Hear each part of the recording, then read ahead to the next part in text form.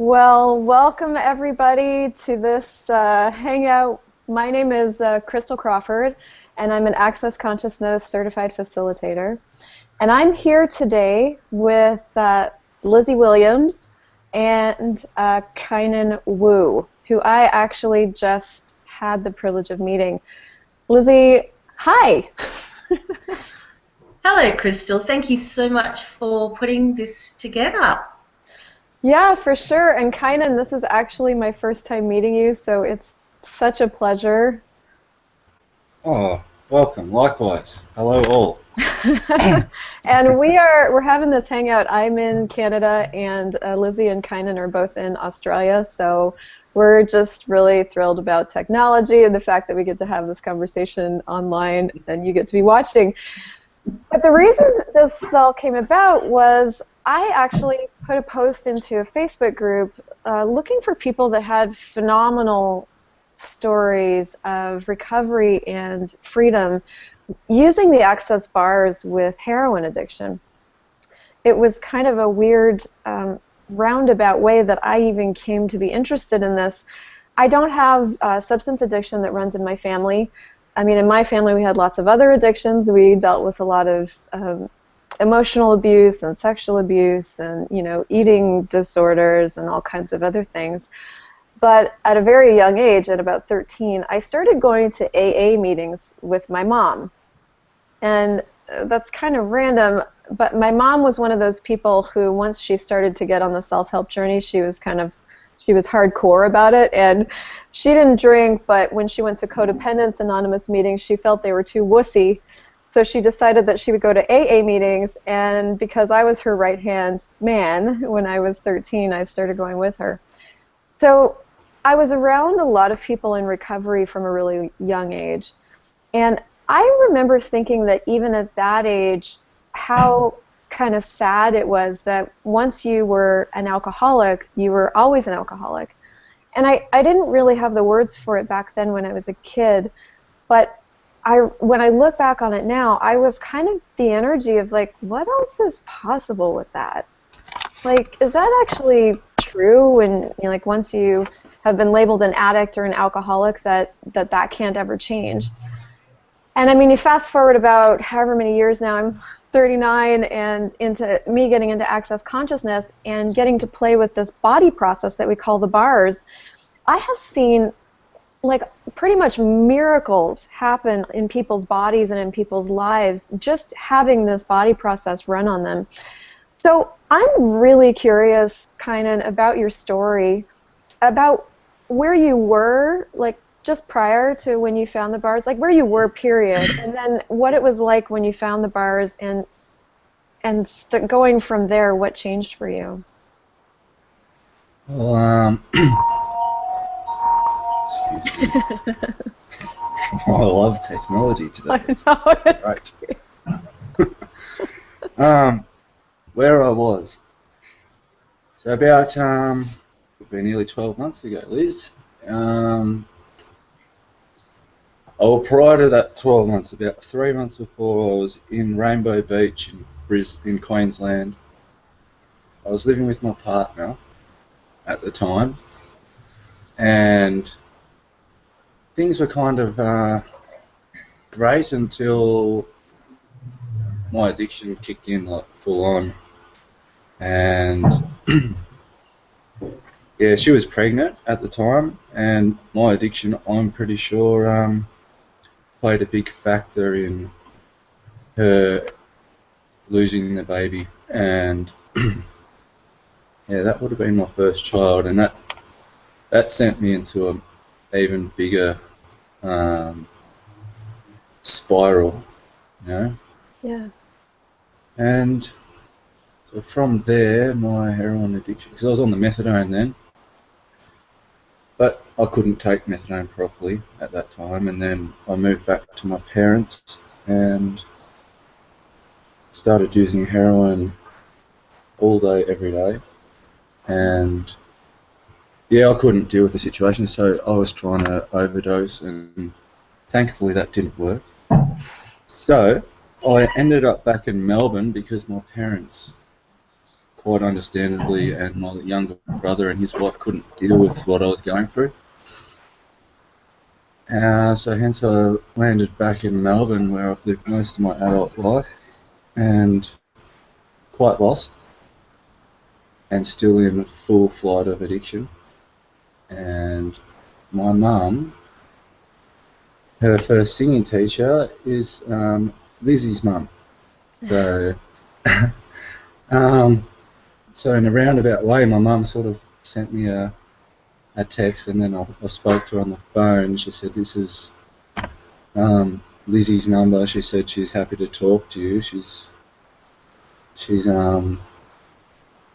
willing just to be there for you, really, someone to talk to, because I was very, very lost.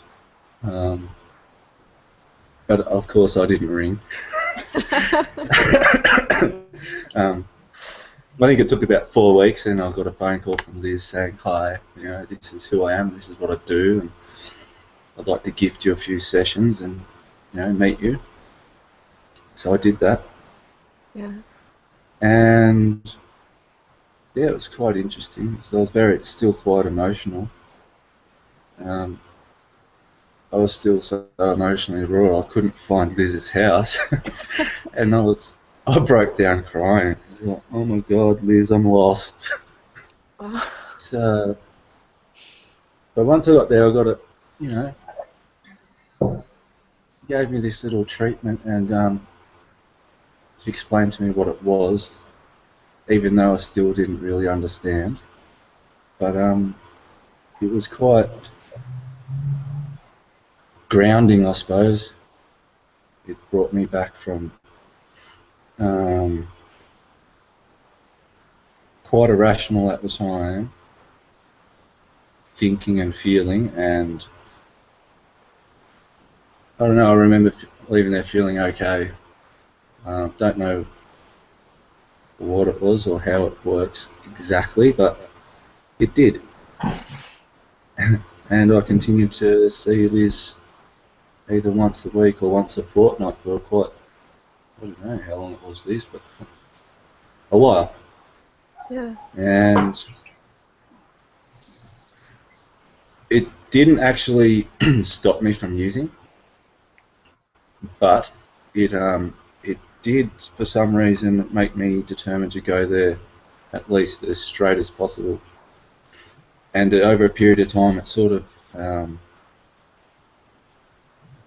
guessing, it really sort of made me start, and talking to Liz, and with this process, this whole thing, sort of made me commit a bit stronger to trying to get off, because I'd wanted to get off methadone and heroin for probably about the last 10 years. Wow. And by sort of October, I'd managed to I could string at least a fortnight together of not using, which was quite a miracle for me.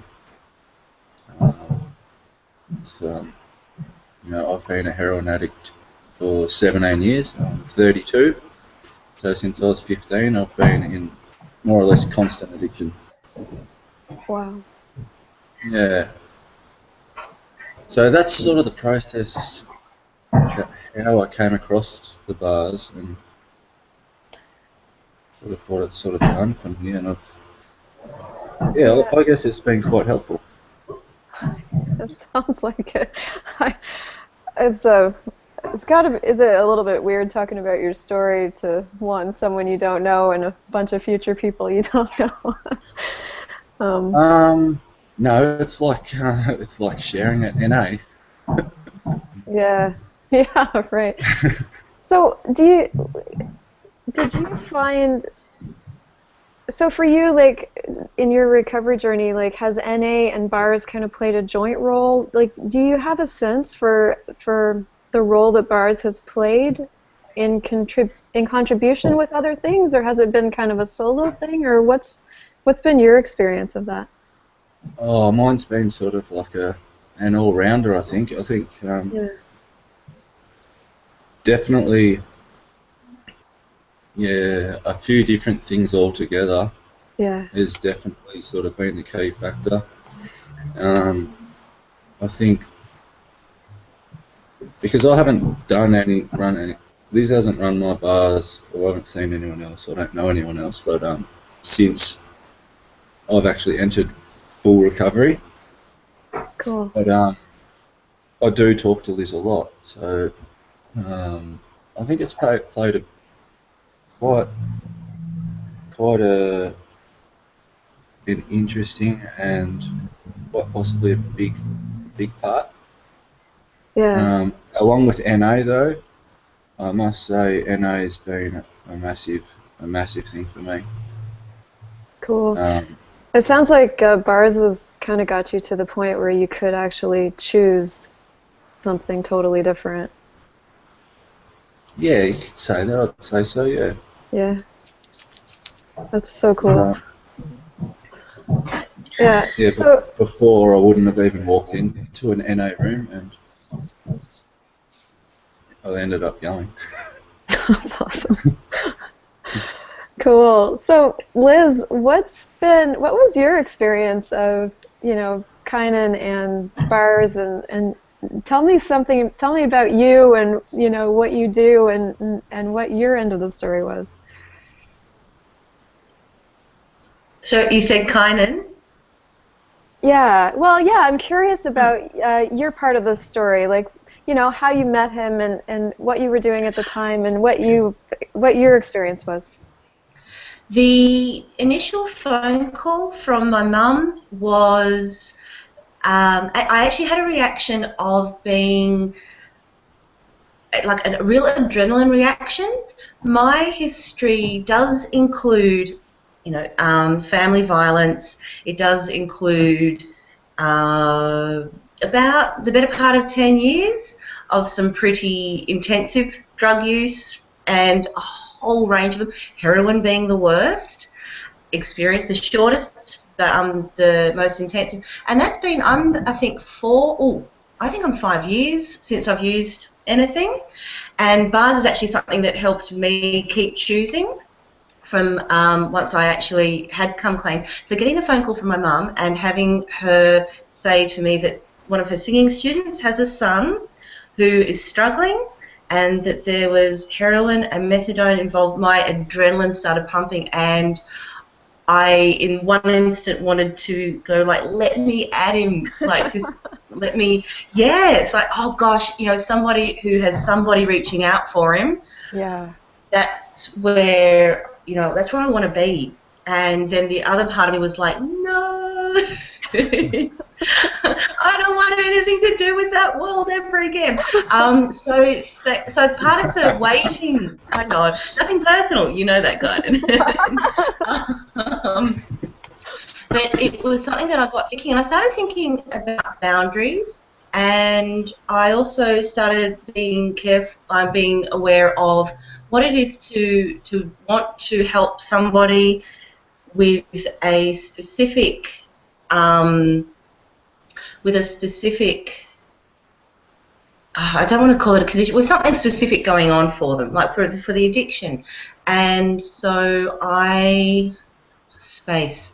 Okay, I started asking questions.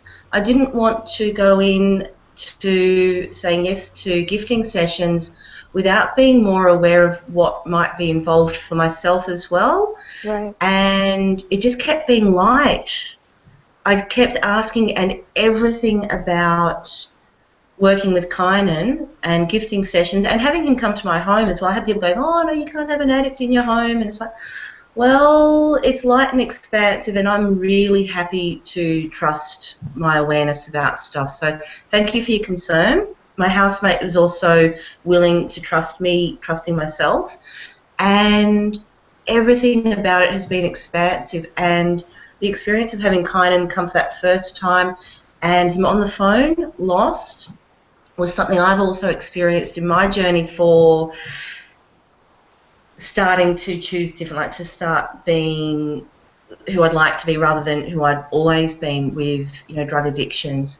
And I used to be up to an hour and a half late for appointments too, because it's like I'd disappear for an hour. And it's like, well, where have I been? Completely lost. So I had every patience and, yeah, every patience for Kanan doing what he had to do. And the first time that Kanan was on the table with me, I just kept following the energy for like when to start, how much to share, how much to just let be experience. And Christel and Kanan and everybody listening, the experience was so amazing with how willing his body was to receive. It was such a different experience to anything I've had for a person on the table with me. It's like there was no resistance. And so, yeah, I just kept following the energy. And so I'd follow for waiting to hear from Kanan, or thinking, no, you know, if he'd pop into my awareness, I'd give him a call. Very aware of not wanting to, like, in all my enthusiasm, like, you know, just wrap him up and, you know, run his bars all day, every day. It was an immediate, like, just, I know as soon as somebody's willing to choose for something different, that's where I've found, from my experience having bars run, it just let me keep choosing. Yeah. And so where my experience is my experience, I was very aware that Kanan's would be his. And so just, you know, really trying to work with what would show up for Kanan, and just to let him know that everything is perfect as it is for what he's doing, for any time he got lost. And then he wouldn't get lost. Yeah, I'm like tearing up over here just listening to you talk about it, because I don't know if we actually acknowledge like the gift that we are to each other, when like the gift that you were to him, just by, you know, being willing to receive him right as he was, and in the state that he was in and the place that he was in, and kind of your willingness to just show up as you were, like, that's brave. Yeah, that vulnerability, Kanan. I know we've had some great conversations to say thank you. And what's been really great is hearing how Kanan talks differently to himself, and that vulnerability, and actually like really like stepping into, like, because he already knows he's great. Because we're allowed to know we're great.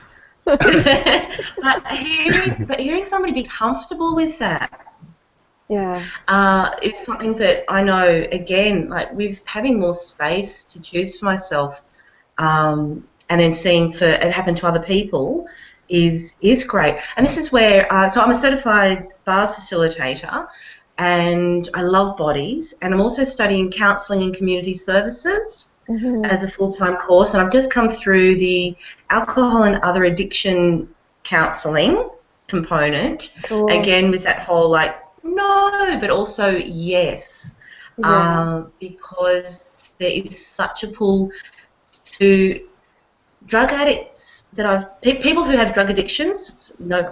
Labelling is just such a habit that I'm happy to lose, but people with addictions to anything, I've found in conversation with them, they're so sensitive to everything around them. And that's what I find I ultimately respond to. So this is where I'm so excited that you've put this out there, Christel, for seeing what can be created. Thank you so much. Yeah, oh gosh, you're welcome. It's totally my pleasure and honor.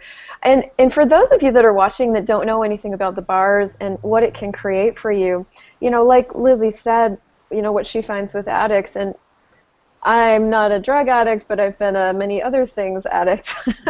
And what's also true about me is that we are very sensitive psychic beings.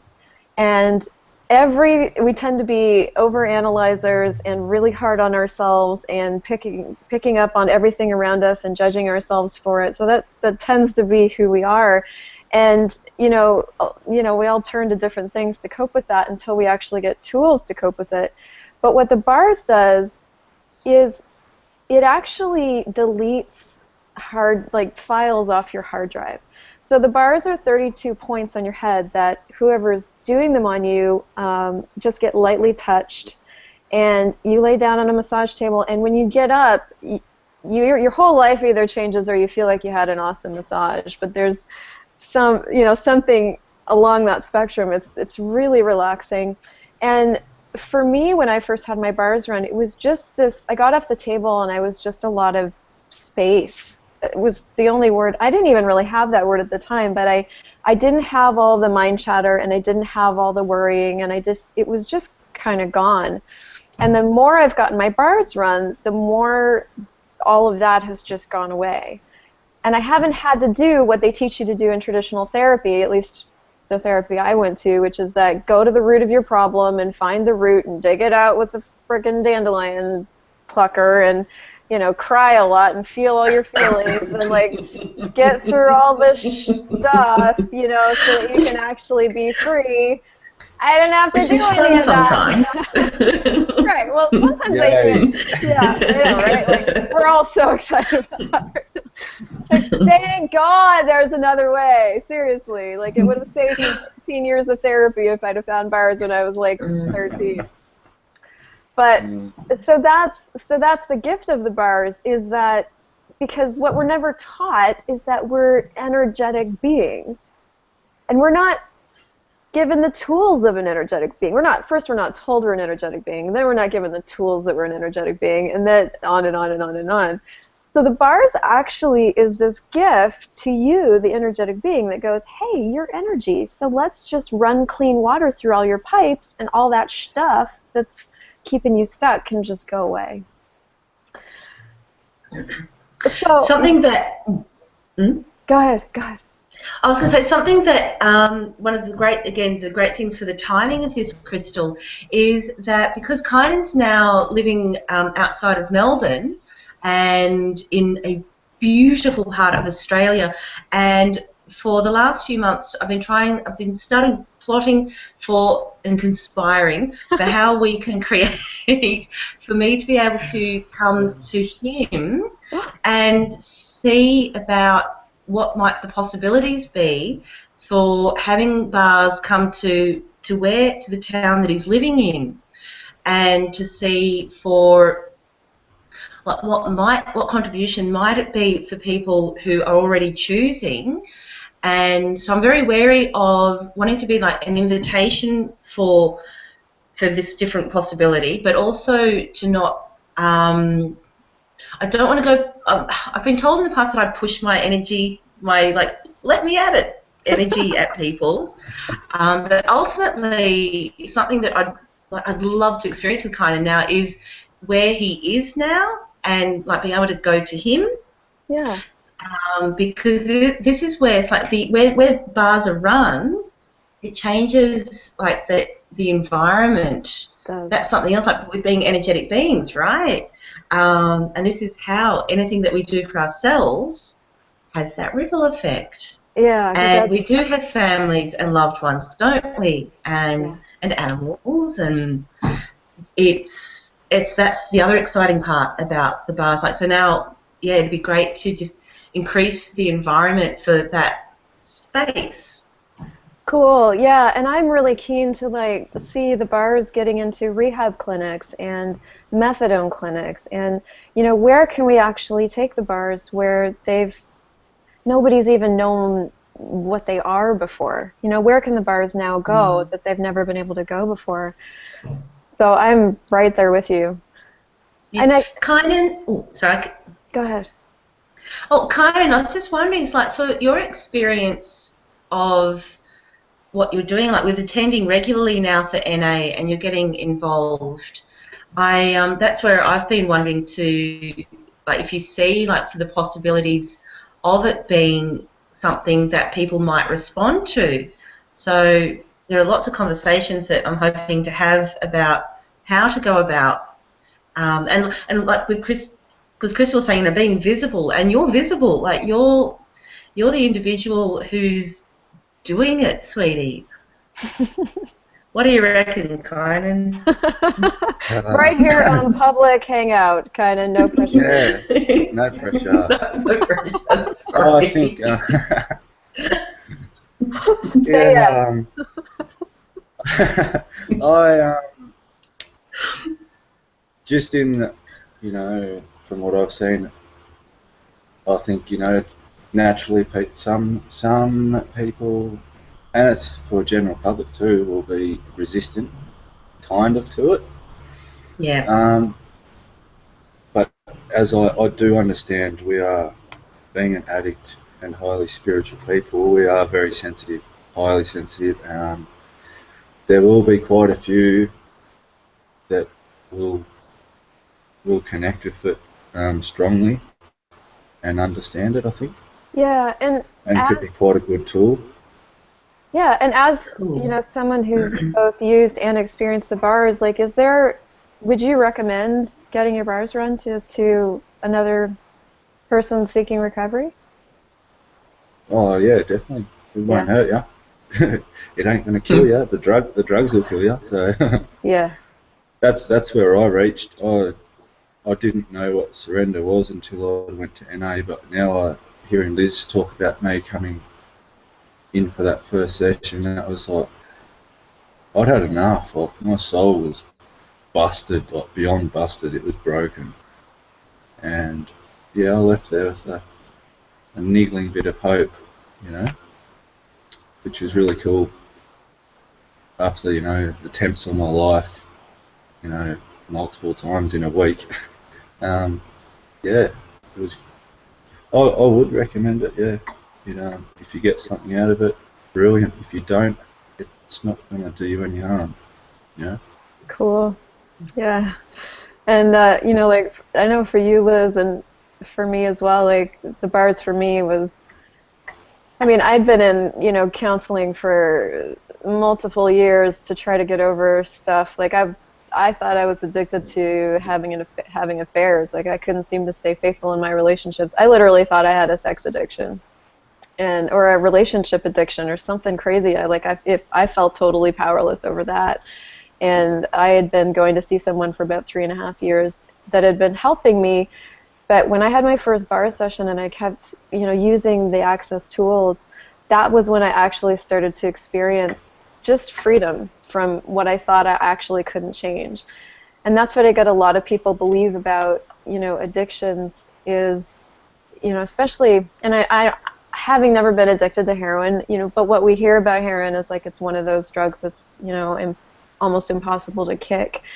And I'm so thankful to have you both on here going, no, it's totally possible, and this is what we chose, and this is what we did to change it. And so, yeah, and so Liz, like, I'm assuming you'd recommend getting your bars run. Like, your life's totally different now too. So what would you say to somebody looking for, something different? Please give it a go. Please let yourself give it a go. And trust that when somebody who's gifting or running your bars is trust what you know. Yeah. Whatever state you're in, and I think this is something that I got to acknowledge with Kanan, is that he kept trusting his knowing, like he knew that he was safe with me. Yeah. One of the awesome contributions for having the bars run is that you're in a space with no judgment. Yeah. And one of the awesome things also is that it's a contribution both ways.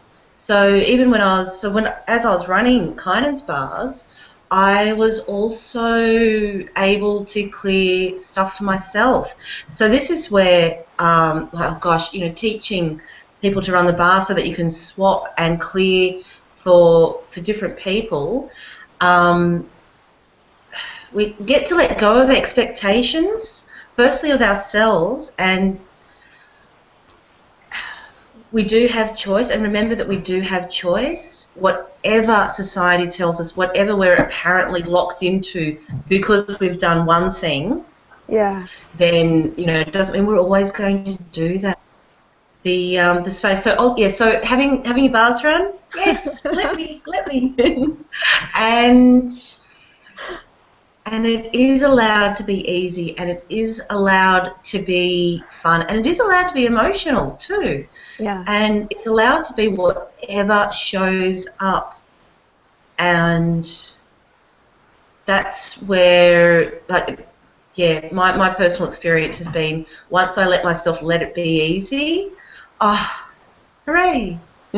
Yeah. Yeah. And so that's exciting.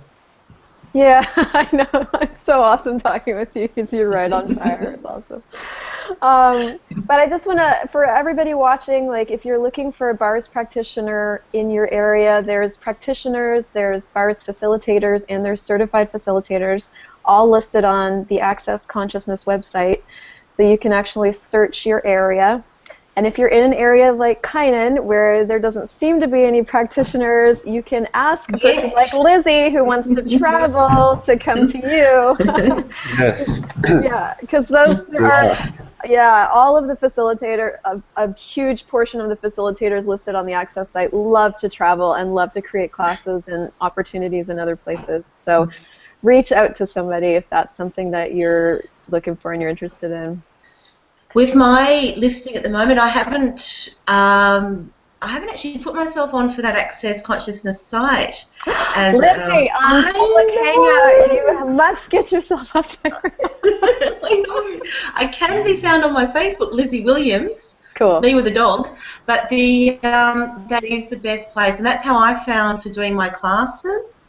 Awesome. Because to become a facilitator, I did my 3 classes, and that's where I found and met, amazing people. So I've got a network over Melbourne and beyond Melbourne as well. So, yeah, it's a great first place to start. It's a great community to look into. Yeah, so just search Access Consciousness wherever you are, and whoever pops, follow that.